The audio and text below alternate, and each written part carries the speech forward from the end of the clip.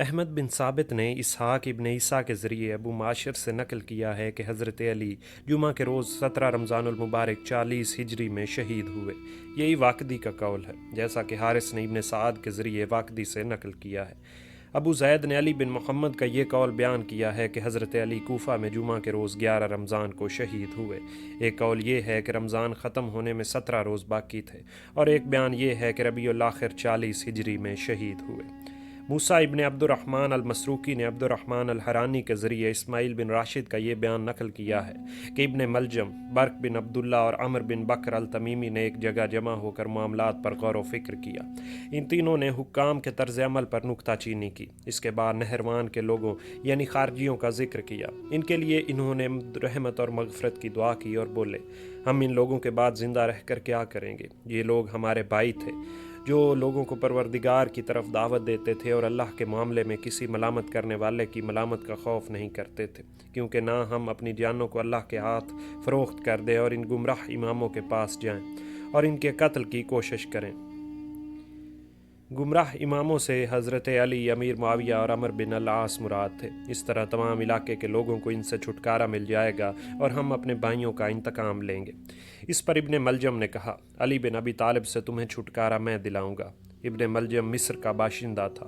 برق بن عبداللہ نے امیر معاویہ کے قتل کا ذمہ لیا اور عمر بن بکر نے عمر بن ابی العاص کا قتل کا۔ ان تینوں نے اللہ کو حاضر ناظر جان کر آپس میں معاہدہ کیا کہ ہم میں سے ہر ایک نے جس شخص کے قتل کا ذمہ لیا ہے وہ اپنے عہد سے پیچھے نہ ہٹے گا، یا تو اس شخص کو قتل کر دے گا یا خود قتل ہو جائے گا۔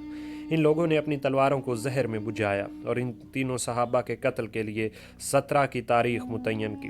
اس کے بعد یہ تینوں صحابہ کے قتل کے لیے روانہ ہو گئے۔ ابن ملجم المرادی کا شمار بنو کندہ میں ہوتا تھا۔ یہ شخص کوفہ پہنچا اور وہاں اپنے ہم قوم اور دوست احباب سے ملا، لیکن اس راز کو اس نے سینے میں چھپائے رکھا۔ اپنی قوم اور دوستوں سے بھی اس کا کہیں ذکر نہ کیا، تاکہ کہیں یہ راز فاش نہ ہو جائے۔ ایک روز اس نے بنو تمیم الرباب کے کچھ آدمیوں کو دیکھا کہ وہ بیٹھے ہوئے اپنے مقتولوں کا ذکر کر رہے ہیں۔ حضرت علی نے جنگ نہروان میں ان کے 10 افراد قتل کیے تھے۔ اس روز تیم الرباب کی ایک عورت سے ملا جس کا نام کتام بنت الشبنہ تھا۔ حضرت علی نے نہروان کی جنگ میں اس کے باپ اور بھائی کو قتل کیا۔ یہ عورت حسن و جمال میں بے مثال تھی۔ ابن ملجم نے جب اسے دیکھا تو اپنی عقل کھو بیٹھا اور جس کام کے لیے آیا تھا وہ بھی بھول گیا اور اسے پیغام نکاح دیا۔ کتامہ نے جواب دیا، میں اس وقت تک تجھ سے شادی نہیں کر سکتی جب تک کہ میرے کلیجے کی آگ ٹھنڈی نہ کر دے۔ ابن ملجم نے پوچھا کہ وہ کس طرح؟ کتامہ نے جواب دیا، 3000 درہم، ایک غلام اور علی بن ابی طالب کا قتل۔ ابن ملجم، کیا یہ تیرا مہر ہوگا کیونکہ تو نے علی کے قتل کا بلا وجہ ذکر نہیں کیا؟ کتامہ، ہاں یہ میرا مہر ہوگا، میں علی کا سر چاہتی ہوں۔ اگر تو نے ایسا کیا تو اپنا اور میرا دونوں کا کلیجہ ٹھنڈا کرے گا اور عیش سے زندگی گزارے گا، اور اگر تو قتل ہو گیا تو اللہ کے پاس جو اجر ہے وہ دنیا اور دنیا کی زینت سے بہت بہتر ہے۔ ابن ملجم، خدا کی قسم میں اس شہر میں علی کے قتل ہی کے لیے آیا ہوں، میں تیری ہر خواہش کو پورا کروں گا۔ کتامہ، میں یہ چاہتی ہوں کہ تیرے ساتھ کوئی ایسا شخص ہو جو تیری پشت پناہی اور مدد کر سکے۔ اس کے بعد کتامہ نے اپنی قوم تیم الرباب کے ایک شخص کو جس کا نام دردان تھا طلب کیا، اس کے سامنے یہ منصوبہ رکھا اور اس نے اسے قبول کیا۔ اس کے بعد ابن ملجم بنو اشجاح کے ایک شخص کے پاس گیا جس کا نام شبیب بن بہرہ تھا۔ اس سے کہا کہ کیا تو دنیا اور آخرت کی عزت اور شرافت کا طلبگار ہے؟ شبیب، وہ کس طرح؟ ابن ملجم، وہ عزت اور شرافت علی کو قتل کر کے حاصل ہو سکتی ہے۔ شبیب، تیری ماں تجھے روئے، تو نے بہت بری بات زبان سے نکالی ہے، تو علی پر کیسے قابو پا سکتا ہے؟ ابن ملجم، میں مسجد میں چھپ کر بیٹھ جاؤں گا، جس وقت علی صبح کی نماز کے لیے نکلے گا ہم اس پر حملہ کر کے اسے قتل کر دیں گے۔ اس کے بعد اگر ہم بچ نکلے تو ہمارے دل ٹھنڈے ہو جائیں گے اور ہم اپنے مقتولوں کا بدلہ بھی لے لیں گے، اور اگر ہم قتل ہو جائیں گے تو اللہ کے پاس ہمارے لیے جو اجر ہے وہ دنیا و مافیہ سے بہتر ہے۔ شبیب، تجھ پر افسوس، اگر علی کے علاوہ کوئی شخص تیرا نشانہ ہوتا تو مجھے اتنا ناگوار نہ گزرتا۔ تو یہ بھی جانتا ہے کہ علی نے اسلام کی خاطر کتنے مصائب برداشت کیے، اور تو یہ بھی جانتا ہے کہ نبی کریم صلی اللہ علیہ وآلہ وسلم کے ساتھ دینے میں انہوں نے سبقت کی ہے۔ میرا دل ان کے قتل سے مطمئن نہیں۔ ابن ملجم، تو یہ بات جانتا ہے کہ علی نے اہل نہروان کو قتل کیا تھا اور یہ سب نیک بندے تھے۔ شبیب: کیوں نہیں ابن ملجم، تو ہم ان لوگوں کو ضرور قتل کریں گے جنہوں نے ہمارے بھائیوں کو قتل کیا۔ اس بات پر شبیب نے بھی ابن ملجم کی حمایت کا وعدہ کیا۔ یہ سب مل کر قطامہ کے پاس پہنچے۔ وہ جامع مسجد میں اعتکاف بیٹھی تھی۔ ان سب نے اس سے جا کر کہا، ہم سب نے علی کے قتل پر اتفاق کر لیا ہے۔ قطامہ: جس روز تم قتل کرنا چاہو اس روز میرے پاس آنا۔ جب اس جمعہ کی شب آئی جس کی صبح کو حضرت علی کے قتل کا منصوبہ تیار کیا گیا تھا، ابن ملجم قطامہ کے پاس پہنچا اور بولا، یہی وہ رات ہے جس کی صبح کو ہم لوگوں نے اپنے اپنے ساتھی کے قتل کا عہد کیا ہے۔ اس کے بعد قطامہ نے ریشم کی ایک پٹی منگائی اور ان لوگوں کے سروں پر باندھ دی۔ ان لوگوں نے اپنی اپنی تلواریں لی اور اس چوکھٹ کے قریب بیٹھ گئے جہاں سے حضرت علی نماز کے لیے تشریف لایا کرتے تھے۔ جب حضرت علی صبح کے وقت نماز کے لیے نکلے تو شبیب نے آگے بڑھ کر تلوار کا وار کیا جو دروازے کی چوکھٹ یا طاق پر پڑا۔ ابن ملجم نے پیشانی پر وار کیا اور وردان بھاگ کر اپنے گھر میں گھس گیا۔ اس کے باپ کی اولاد میں سے ایک شخص اس کے گھر اچانک پہنچ گیا۔ وہ اپنے سینے سے ریشم کی پٹی اتار رہا تھا۔ اس نے سوال کیا، یہ تلوار اور ریشم کی پٹی کیسی ہے؟ دردان نے یہ تمام واقعہ بیان کیا۔ وہ شخص اپنے گھر گیا اور تلوار لے کر آیا اور دردان کو قتل کر دیا۔ شبیب اندھیرے میں بنو کندا کے گھروں کی طرف چلا گیا۔ لوگ اس کے پیچھے بھاگے۔ راستے میں اسے حضر موت کا ایک شخص ملا جس کا نام عمر تھا۔ جب اس نے شبیب کے ہاتھ میں تلوار دیکھی تو اسے پکڑ لیا۔ حضرمی نے اسے نیچے گرا دیا، لیکن جب اس نے یہ دیکھا کہ لوگ ادھر اس شخص کی تلاش میں دوڑے ہوئے آ رہے ہیں تو حضرمی کو اپنی جان کا خوف پیدا ہوا۔ اس نے شبیب کو چھوڑ دیا اور شبیب لوگوں کے ساتھ شامل ہو گیا۔ اس طرح اس کی جان بچ گئی۔ ابن ملجم کو لوگوں نے پکڑ لیا اور ہمدان کے ایک شخص نے جس کی کنیت ابو داماد تھی تلوار نکال کر ابن ملجم کے پاؤں پر ماری اور اس کا پاؤں کاٹ ڈالا۔ حضرت علی زخمی ہو کر پیچھے ہٹے اور اپنی جگہ جعادہ بن حبیرہ ابن وہب کو نماز پڑھانے کا حکم دیا۔ انہوں نے لوگوں کو صبح کی نماز پڑھائی۔ نماز کے بعد حضرت علی نے فرمایا، قاتل کو میرے پاس لاؤ۔ قاتل حاضر کیا گیا۔ آپ نے اس سے فرمایا، اے اللہ کے دشمن، کیا میں نے تجھ پر احسانات نہ کیے تھے؟ ابن ملجم: کیوں نہیں؟ حضرت علی: پھر آخر وہ کیا چیز تھی جس نے تجھے میرے قتل پر ابھارا؟ ابن ملجم: میں 40 روز تک استخارہ کرتا رہا اور اللہ سے سوال کرتا رہا کہ اس کی مخلوق میں جو شخص بدترین ہو وہ قتل ہو جائے۔ حضرت علی: تو میرا خیال ہے کہ وہ مقتول بھی تو ہی ہے اور تو ہی وہ بدترین شخص ہے۔ محمد بن حنفیہ کا بیان ہے کہ جس صبح کو حضرت علی کو زخمی کیا گیا، میں اس رات جامع مسجد میں تمام رات نماز میں مشغول رہا اور دوسرے لوگ بھی جو مصر کے باشندے تھے چوکھٹ کے قریب نمازوں میں مشغول رہے۔ ان لوگوں نے تمام رات قیام اور رکوع اور سجدوں میں گزاری اور شروع رات سے آخر رات تک قطعاً نہیں سوئے۔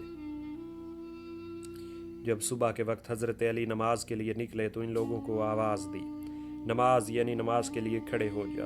یہ مجھے معلوم نہیں کہ حضرت علی نے یہ کلمات چوکھٹ سے نکل کر کہے تھے یا چوکھٹ کے اندر کہے تھے۔ ہاں، میں اتنا جانتا ہوں کہ میں نے ایک چمک دیکھی اور میں نے یہ الفاظ سنے، اللہ کے علاوہ کسی کا حکم نہیں، اور حکم کا اے علی نہ تجھے اختیار ہے اور نہ تیرے ساتھیوں کو۔ میں نے تلوار دیکھی، پھر دوسری تلوار دیکھی۔ پھر حضرت علی کو یہ کہتے سنا کہ تم سے یہ شخص بچ کر نہ نکل جائے، اور لوگ اس پر ہر طرف سے ٹوٹ پڑے۔ کچھ دیر نہ گزری تھی کہ ابن ملجم کو پکڑ لیا گیا اور حضرت علی کے سامنے پیش کیا گیا۔ میں بھی لوگوں کے ساتھ اندر داخل ہوا۔ حضرت علی فرما رہے تھے، جان کے بدلے جان ہے، اگر میں مر جاؤں تو تم بھی اسے اسی طرح قتل کر دینا جیسے اس نے مجھے قتل کیا ہے، اور اگر میں زندہ رہا تو اس کے بارے میں خود فیصلہ کروں گا۔ راوی کہتا ہے کہ لوگ گھبرائے ہوئے حضرت حسن کے پاس پہنچے، انہیں آگاہ کیا، اور یہ واقعہ اس وقت ہوا جب ابن ملجم کو باندھ کر لوگوں نے ان کے سامنے پیش کیا تو ام کلثوم بنت علی نے روتے ہوئے ابن ملجم سے مخاطب ہو کر کہا، اے اللہ کے دشمن، تو نے میرے باپ کے ساتھ اچھا نہیں کیا، اللہ تجھے رسوا کرے۔ ابن ملجم نے جواب دیا، تم کس شخص پر روتی ہو؟ کیا ایسے شخص پر جسے میں نے 1000 میں خریدا ہے اور 1000 میں زہر دیا ہے؟ اگر یہ مار تمام شہر والوں پر بھی پڑ جاتی تو ان میں سے ایک بھی شخص زندہ نہ بچتا۔ جندب بن عبداللہ کا بیان ہے کہ میں نے حضرت علی کی خدمت میں حاضر ہو کر عرض کیا، اے امیر المومنین، اگر آپ ہم سے دور ہو جائیں اور خدا نہ کرے کہ ایسا ہو تو کیا ہم حضرت حسن سے بیعت کر لیں؟ حضرت علی نے فرمایا، نہ میں تمہیں اس کا حکم دیتا ہوں اور نہ اس سے روکتا ہوں، تم لوگ زیادہ مناسب سمجھ سکتے ہو۔ جندب نے دوبارہ سوال کیا تو آپ نے حضرت حسن اور حضرت حسین کو بلوایا اور ان سے فرمایا، میں تم دونوں کو اللہ سے ڈرنے کی وصیحت کرتا ہوں، اور تم دونوں دنیا کو ہرگز تلاش نہ کرنا، خواہ دنیا تم سے بغاوت کیوں نہ کرے، اور جو چیز تم سے ہٹا دی جائے اس پر رونا نہیں، ہمیشہ حق بات کہنا، یتیموں پر رحم کرنا اور پریشان کی مدد کرنا، آخرت کی تیاری میں مصروف رہنا، ہمیشہ ظالم کے دشمن اور مظلوم کے حامی رہنا، اور کتاب اللہ کے احکامات پر عمل کرنا، اللہ کے دین میں کسی ملامت کرنے والے کی ملامت سے نہ گھبرانا۔ پھر محمد بن حنفیہ کی جانب دیکھ کر فرمایا، میں نے تیرے بھائیوں کو جو نصیحت کی ہے تو نے اس کو سن کر محفوظ کر لیا؟ محمد نے عرض کی، جی ہاں۔ آپ نے محمد سے مخاطب ہو کر کہا، میں تجھے بھی وہی نصیحت کرتا ہوں جو تیرے بھائیوں کو کی ہے، اس کے علاوہ میں تجھے یہ وصیحت کرتا ہوں کہ اپنے بھائیوں کی عزت و توقیر کرنا، اور ان دونوں کو اس اہم حق کو ملحوظ رکھنا جو ان کا تیرے ذمہ ہے، اور ان دونوں کے حکم کی پیروی کرنا اور ان کے حکم کے بغیر کوئی کام نہ کرنا۔ اس کے بعد حضرت حسین سے فرمایا، میں تم دونوں کو بھی محمد کے ساتھ حسن سلوک کرنے کی وصیحت کرتا ہوں، کیونکہ وہ تمہارا بھائی اور تمہارے باپ کا بیٹا ہے، اور تم یہ بھی جانتے ہو کہ تمہارا باپ اس سے محبت کرتا ہے۔ پھر خاص طور پر حضرت حسن سے مخاطب ہو کر انہیں نصیحت فرمائی، اے میرے بیٹے، تیرے لیے میری وصیحت یہ ہے کہ تو اللہ سے ڈرنا، نماز وقت پر ادا کرنا، زکوٰۃ کو اس کے مصرف میں خرچ کرنا، اور وضو اچھی طرح کرنا، کیونکہ بغیر وضو کے نماز نہیں ہوتی، اور زکوٰۃ روکے والے کی نماز قبول نہیں ہوتی، ہرگز گناہوں کی مغفرت ہر وقت طلب کرنا، غصہ پینا، صلہ رحمی کرنا، جہلوں سے نرمی سے کام لینا، اور دین میں تفقہ حاصل کرنا، ہر کام میں ثابت قدمی دکھانا اور قرآن کو پکڑے رہنا، پڑوسیوں کے ساتھ اچھے سلوک کرنا، اور امر بالمعروف اور نہی عن المنکر کرنا، اور برائیوں سے بچنا۔ اس کے بعد آپ لا الہ الا اللہ پڑھنے میں مشغول رہے، حتیٰ کہ طائر روح عالم بالا کو پرواز کر گیا۔ آپ کی شہادت رمضان 40 ہجری میں ہوئی۔ آپ کو آپ کے بیٹوں حسن، حسین اور عبداللہ بن جعفر نے غسل دیا۔ 3 کپڑوں میں آپ کو کفن دیا گیا جس میں قمیض نہ تھی۔ حضرت حسن نے نماز جنازہ پڑھائی اور جنازے میں 9 تکبیر کہی۔ پھر 6 ماہ تک حضرت حسن حاکم رہے۔ حضرت علی نے حضرت حسن کو قاتل کے مسئلہ سے منع فرمایا، اور پھر فرمایا، اے بنی عبد المطلب، کہیں تم میری وجہ سے مسلمانوں کے خون نہ بہا دینا، اور یہ کہتے پھرو کہ میں امیر المومنین قتل کر دیے گئے ہیں، سوائے میرے قاتل کے کسی کو قتل نہ کرنا۔ اے حسن، اگر میں اس کے وار سے مر جاؤں تو بھی قاتل کو ایک ہی وار سے ختم کرنا، کیونکہ ایک وار کے بدلے میں ایک وار ہونا چاہیے، اور اس شخص کا مسئلہ نہ کرنا، کیونکہ میں نے رسول اللہ صلی اللہ علیہ وآلہ وسلم کو فرماتے سنا ہے کہ تم لوگ مسئلے سے احتراز کرو، خواہ وہ باول کتے ہی کا کیوں نہ ہو۔ جب حضرت علی وفات پا گئے تو حضرت حسن نے ابن ملجم کو طلب کیا۔ ابن ملجم نے حضرت حسن سے کہا، کیا تم ایک اچھا کام کرنے پر راضی ہو، اور وہ یہ کہ میں نے اللہ سے عہد کیا تھا کہ میں اسے ضرور پورا کروں گا۔ وہ عہد میں نے حتیم کے قریب کیا تھا کہ میں علی اور معاویہ دونوں کو ضرور قتل کروں گا یا خود اس کوشش میں مارا جاؤں گا۔ اگر تم یہ پسند کرو تو مجھے معاویہ کو ختم کرنے کے لیے چھوڑ دو، اور میں تجھ سے اللہ کے نام پر عہد کرتا ہوں کہ اگر میں اسے قتل نہ کروں یا اسے قتل کر کے زندہ بچ جاؤں تو تیرے پاس آ کر تیرے ہاتھ میں اپنا ہاتھ چھوڑ دوں گا۔ حضرت حسن نے کہا، میں اس کام کے لیے تجھے ہرگز نہیں چھوڑ سکتا کہ تو آگ کو بھڑکا دے۔ اس کے بعد حضرت حسن نے اسے آگے بڑھ کر قتل کر دیا۔ پھر لوگ اس کی لاش سے چمٹ گئے اور اس کی بوٹیاں کر کے آگ میں ڈال دی۔ جس رات حضرت علی پر وار کیا گیا، اس رات برق بن عبداللہ امیر معاویہ کے قتل کے لیے طاق میں بیٹھا تھا۔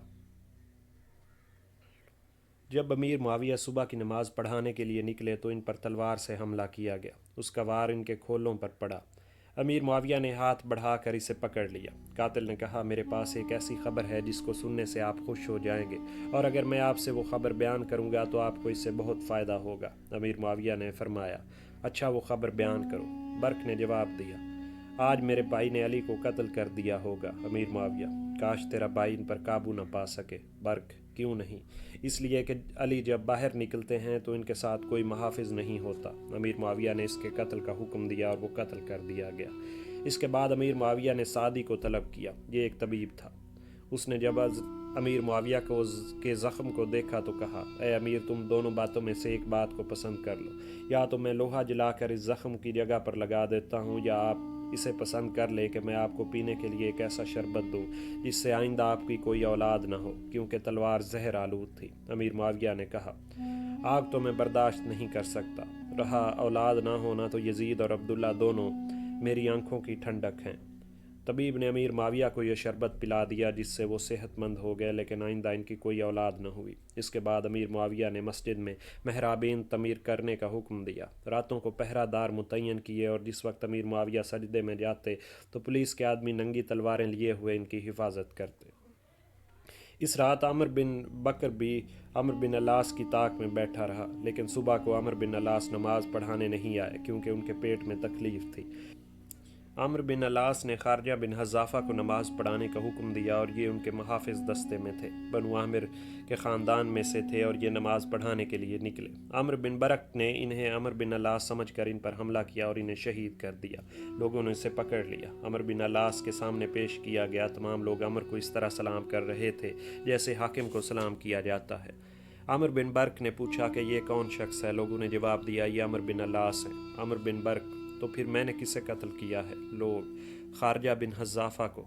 عمر بن برق: اے فاسق، یعنی عمر بن العاص، خدا کی قسم میں نے تیرے علاوہ کسی کے قتل کا ارادہ نہ کیا تھا۔